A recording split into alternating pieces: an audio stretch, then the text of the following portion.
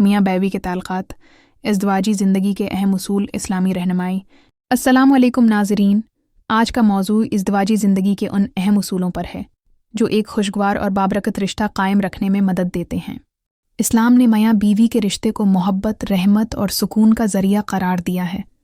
قرآن مجید میں فرمایا گیا ہے، اور اس نے تمہارے لیے تمہارے جوڑے پیدا کیے تاکہ تم ان سے سکون حاصل کرو۔ سورہ الروم 21۔ اسلام نے ازدواجی تعلق سے پہلے نرمی، محبت اور خیالداری کو بہت اہمیت دی ہے۔ نبی کریم نے فرمایا، تم میں سے کوئی اپنی بیوی کے پاس اس طرح نہ جائے جیسے جانور جاتا ہے، بلکہ پہلے پیار کرے، بات چیت کرے اور اسے تیار کرے۔ مفہوم حدیث: میاں بیوی کے تعلقات میں ایک دوسرے کی جسمانی اور جذباتی ضرورتوں کو سمجھنا اور احترام دینا بہت ضروری ہے۔ بیوی کی رضامندی، اس کی راحت کا خیال اور نرمی کے ساتھ پیش آنا سنت نبوی ہے۔ ازدواجی تعلق صرف جسمانی نہیں بلکہ روحانی اور جذباتی بندھن بھی ہے۔